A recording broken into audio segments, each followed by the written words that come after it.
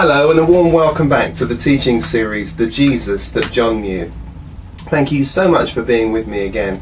We have just been, have we not, God's guests in the wilderness in that little two-part vignette looking at the feeding of the 5,000.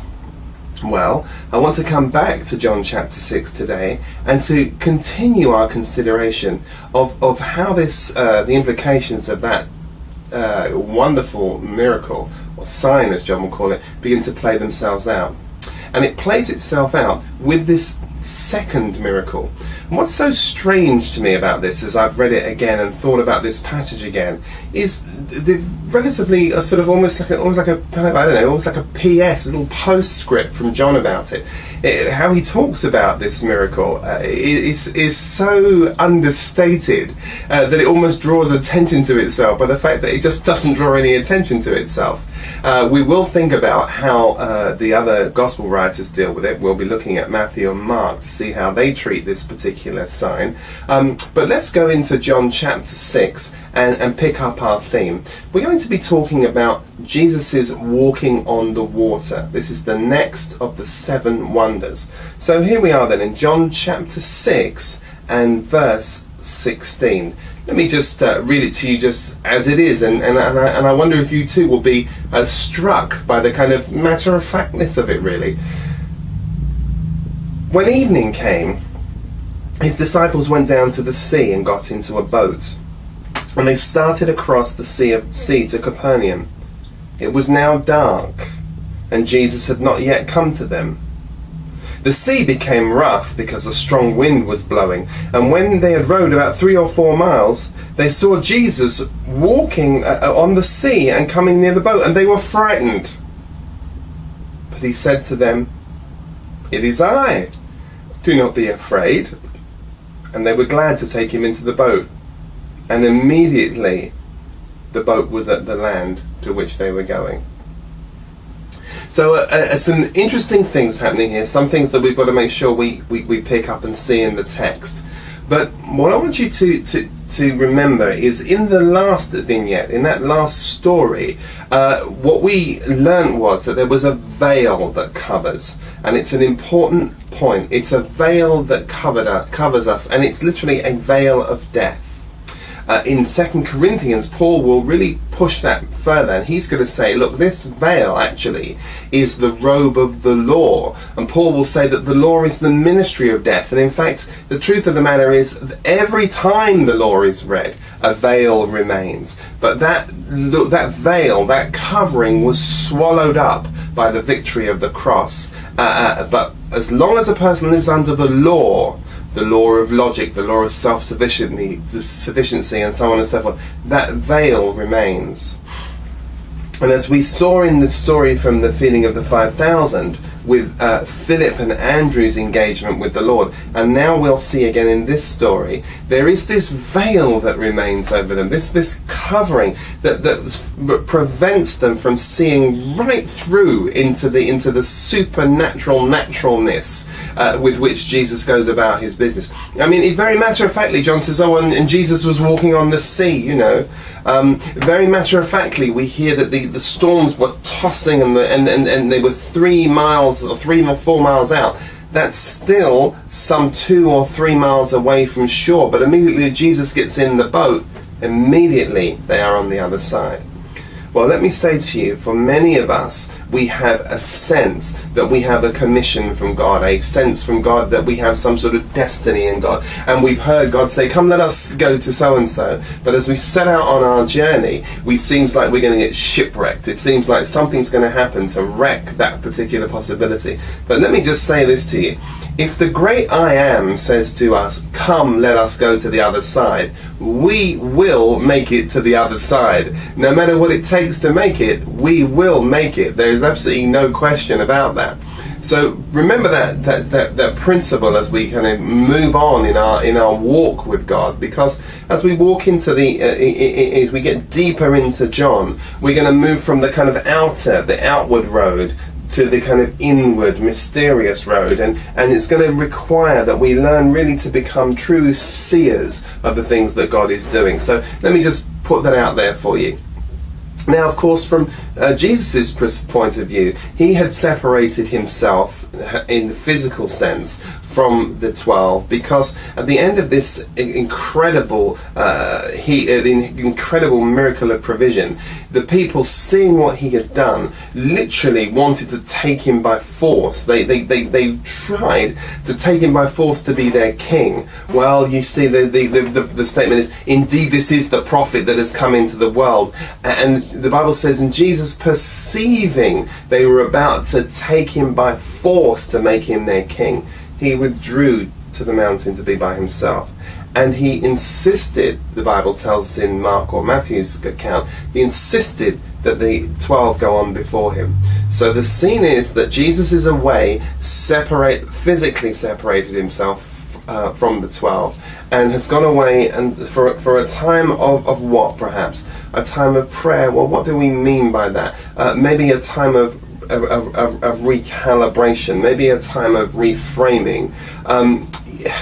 The difficulty you see with the charismatic is that people follow you for all the wrong reasons. I mean, if you're the guy that can turn 5 loaves of bread and a couple of fish into a meal that feeds 5,000 people, plus the children, plus the women, and you still have 12 baskets full of food by the time you've finished it, people are gonna get that. At least they're gonna get it at an external level. And so people are following Jesus for material reasons. Well, I wish it wasn't the case, but of course we know only too well that people follow, and we are encouraging people to follow Jesus for precisely those reasons in our own day. But perceiving that they were about to take him by force, now that's an interesting thing. They were literally almost obviously going to try and sort of press gang him and make him to be their kind of vassal king. It's almost as if the imagery is they found that they've rubbed the lamp and the genie's come out. But these are the same people, remember, who at the cross, just a few chapters down the line, are going to be saying, we have no king other than Caesar. It's a very funny thing, isn't it? You see, it's important for people, and those of you who are watching these videos, who have giftings, who have the leadership skills, who have the ability to attract, the ability to move groups of people. It's important for you, particularly, that you learn to be still. You learn to withdraw from the outward, and you learn to tune yourself to the inward. It's very, very important that you do that. And I almost feel like Jesus has done that. He's kind of taken himself away just to still himself, just to get beyond the applause, just to get into that quiet, still moment with the Father, to kind of, do you know what I'm saying, to kind of retune again almost. Now in verse 16 it says, now when evening came, his disciples went down, they went down to the sea, and they got into the boat, and of course they started across the sea to Capernaum. Now remember, the same Jesus that silenced the crowd back up on the mountain is now going to be the same Jesus that's going to come and silence the storm. Very important. There are storms, are there not, that rage on, storms, physical storms in the seas, but there are also storms that rage in our minds, aren't they? And both seek to capsize us, both seek to drown us, but Jesus is able to calm them both. Now the Bible says that when the evening had come, he's now just withdrawn himself. The Sea of Capernaum is around about 6 miles wide. They'd reached about halfway. This is the perennial problem for anybody who's ever waited for a bus. You think to yourself, well, I'll wait. Oh, I can't wait any longer. So you head off, and the moment you get between midpoint between 2 bus stops, you see the bus coming, and then in that kind of halfway place.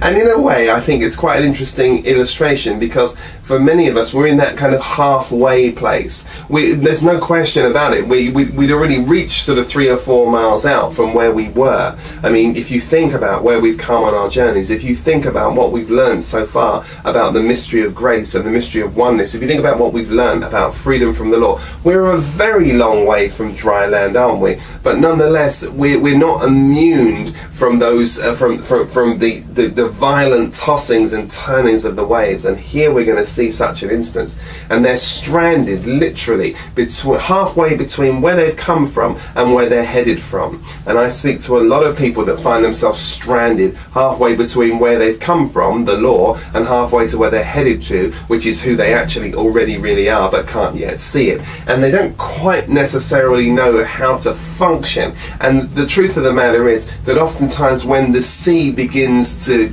get stirred, when the waters of their life begin to get stirred, and the strong winds begin to blow, their immediate reaction is to think of going back to where they came from, where they felt a little bit more secure. But it's really, really important to understand that Jesus is going to come in the midst of this kind of chaos, if you like. He's going to kind of walk into the midst of this, and this is where he's going to do this particular miracle.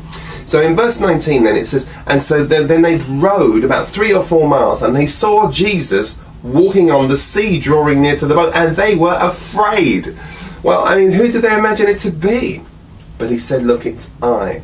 Don't be afraid. So they were willing to receive him into the boat. And immediately they arrived at the place to which they were going. Now there's something kind of cryptic in there which I quite like. The simple fact is that immediately Jesus had entered into the boat, they arrived at where they were going. And where you were going is to get to that place where Jesus has entered into the boat, where Jesus has entered into the place of the presence. And then it doesn't really matter whether you're stranded in the middle of the sea or you're on dry land, it's irrelevant. You've arrived at the place that you were going. But now, remember, these wonders, these marvels are marvels. They're not supposed to be shocks, are they? And this sign seems to have caught the 12 completely unawares. What was going through their minds, you know, as they're struggling against the wind? I wonder what they're thinking to themselves. Are they thinking to themselves, oh, if only Jesus had been here? Are they thinking to themselves, oh, if only we'd have stayed where we were? But in Matthew's Gospel, we read that Jesus made them go on ahead. He actually literally forced them, it seems like. He kind of compelled them to go on ahead of him. And being fishermen, perhaps they thought, well, you know, we can handle this. This is no great problem. Maybe as fishermen, they were more concerned about how Jesus was going to get across than they were going to get across. And sometimes when Jesus comes to meet us at our point of competence and deals with us in areas where we feel particularly competent, and here they are terrified. Not only are they struggling with the wind, but now they're going to see the Jesus himself walking across the water. But the fact of the matter was that the waters were just, the storm, they just couldn't withstand it. It was too violent for them. They couldn't deal with it. In Mark, it says that Jesus, when he looked up from where he was praying, he saw they were making headway painfully. And then he came to them. Let me conclude today by saying there are many times when we have been given an assignment from God. The Lord has told us to go and do this or go and do that. And I want you to know that when he sees that you are making progress painfully, when he sees that, he comes to your rescue. They rode, as we said, 3 or 4 miles. And Jesus now comes out, seeing they're making this painful progress. Now, notice that when they see him on the water, what they see is they only have an outward ability to see. They saw him walking on the sea, and they immediately assumed it was a ghost, and an unholy ghost come to that. And so they were frightened. And the question is raised here: what had they learned, if anything, about the feeding of the 5,000? Now, you and I, my friends, we have a history with God. We have a history with God. But what have you learnt since the last time the Lord supernaturally intervened in your life? Until next time, God bless. Bye-bye.